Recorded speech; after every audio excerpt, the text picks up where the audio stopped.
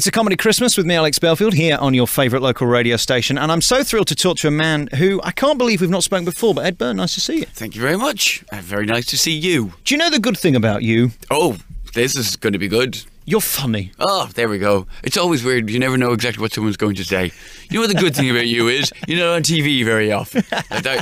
You're never sure when someone's going to insult you. I seem to have been spending my days recently defending my own show. For some reason, just lately, I've had a couple of people come up to me after a show while everyone's gone, oh, it's great, really enjoyed it. And you don't really, it's nice when people say they enjoy it, but you don't remember them as well as the people who go, yeah, I have to say, I had a bit of a problem with this bit that you did.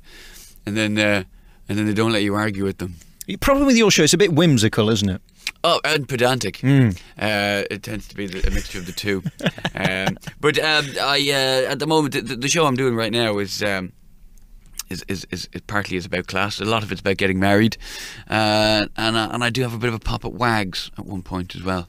And who can blame you, because they are annoying? Yeah, but I had these women come up to me afterwards and complain that my bit about wags was misogynistic and sexist, whereas my point was that the idea of aspiring, that these days the idea of aspiring to be identified in terms of what the person you're going out with does for a living, I felt my point is quite a feminist point, in that we're going back to the 30s with this idea of women being applauded for who their husband is. And I felt that they just didn't get it. But the problem is people come up to you and they argue with you and then they don't actually let you say anything. Because their thing is, well, we've just listened to you talk for 75 minutes. Now it's your turn to listen to us talk. But if you're playing to 1,000 people, if everyone gets to come up and have their say, then you'd never get anything else done. And is there a side of you that is a rebel? Do you try and put stuff in to press people's buttons in both positive ways and negative ways? Because that's really what comedians do, isn't it? Yeah, I think a lot of us, we have a tendency to enjoy making the unpalatable palatable or vice versa. And we like the idea of just being able to walk maybe just a little bit of a narrow line between crowd pleasing and people who go, oh, that went a bit far, didn't it? And you do like to just now and again just have a little bit of a shove where people are going, oh, I wouldn't have expected the likes of him to say such a thing. So I like to have just a few bits in the show that sort of take a relatively unpalatable subject and look at it from another perspective. But I think so long as your logic is sound, whereas people might exhibit a knee-jerk reaction to certain subjects, I think so long as your logic is sound, you can still argue that the joke is good. The problem is, when you make a joke about something, people automatically assume that you're belittling that subject. But you can actually be making a good point using humour. But people have a tendency to go, no, he just did a joke about Nazis, or he just did a joke about, whatever.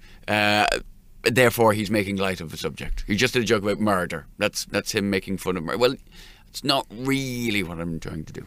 And as for you as the TV star, that's a far different thing, because you seem to be the guy who's invited on all the chat shows and all the quiz shows, and it's far more glamorous than having to go around local crappy theatres and entertain the punters who are then going to harass you at the stage door afterwards. Yes, there is, in theory, there's more glamour in doing TV. But TV is just a means to an end, really. You just do that to then hopefully sell more tickets to the live shows. It's doing the live shows is where I'm at my happiest, because you don't really... Whereas you may have people coming up to you and arguing with you afterwards, you don't have people literally telling you what to do, and you don't have anyone editing you, and you don't have anyone directing you. You're just going to do your thing, and that's quite gratifying thing to do. And I suppose the other problem with TV is once it's said, it's gone, isn't it? You can't do it again. Well, to a certain extent, it's getting worse now. It's weird. It got better because it used to be if you did something on TV, everybody saw it, and that was that. But then people forget about it 6 months later, and you can kind of do it again in your live show. But now everything you say goes on YouTube. And that means it just lives on, and that makes it harder to once you've done a joke on TV for you to do it ever again. And what's really annoying with YouTube is you'll do the same bit of material maybe on a show in Australia and a show in the States and a show in New Zealand and maybe a show in Ireland and a show in England, and you'll do a show in various different territories and you'll do the same material in each one because it's different people watching.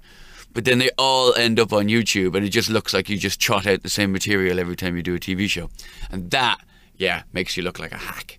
And I noticed you use the word hack there, and I love that word because it's the word that you don't want to ever be accused of in this business, isn't it? Yeah, well, hack is it's kind of I think it's an American term, and it basically, in comic terms, it refers to people who do stuff that's unoriginal, and are sort of straight down the line and one note. And certain subject material now is considered hack, such as airplanes, the differences between men and women, the differences between cats and dogs.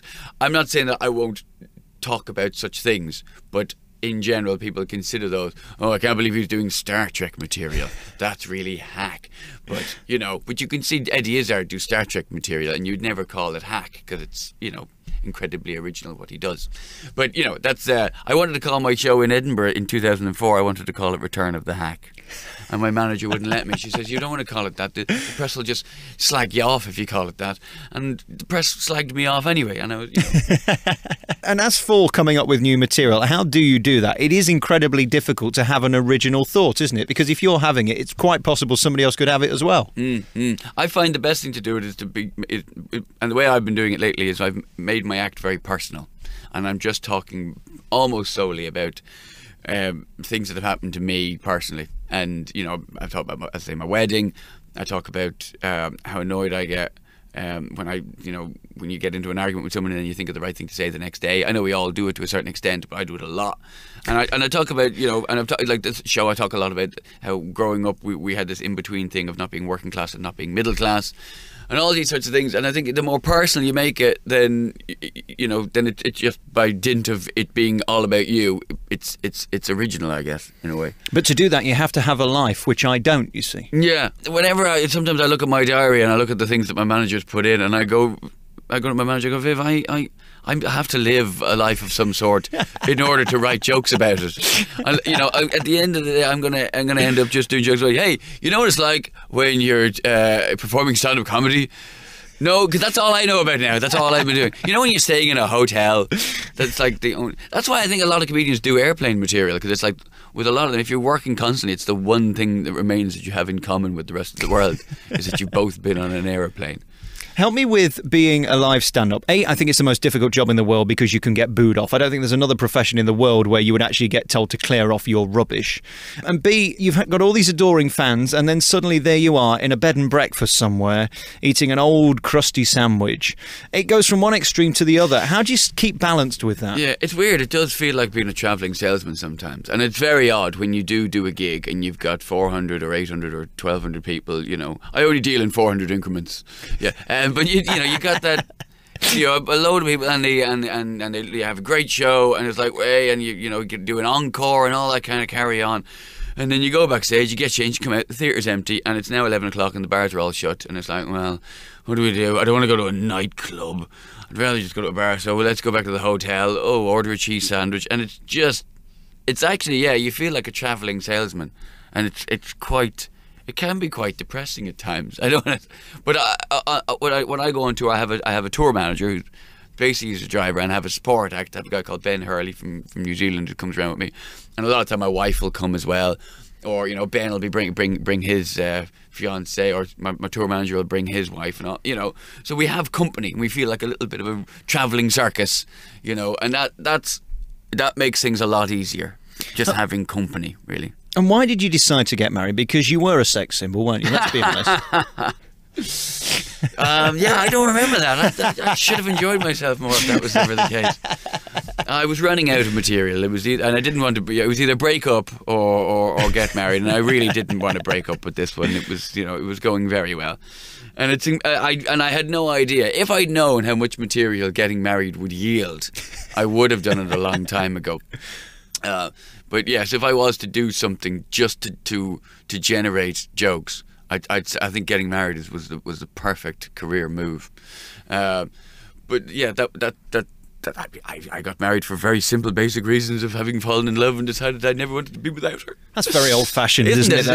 It's not very cool. I even talk in the show about the fact that I realised the day that we before we actually got married, but I realised we were already an old married couple, and it was the day of the earthquake. I don't remember that. It cracked a few chimney pots in Lincolnshire. It wasn't a big deal, but we just felt the ground shake just a little bit. We were just sitting in front of the TV, and I was saying, what you say to the person you're in love with when you can feel the ground upon which your house is built moving speaks volumes about the state of your relationship.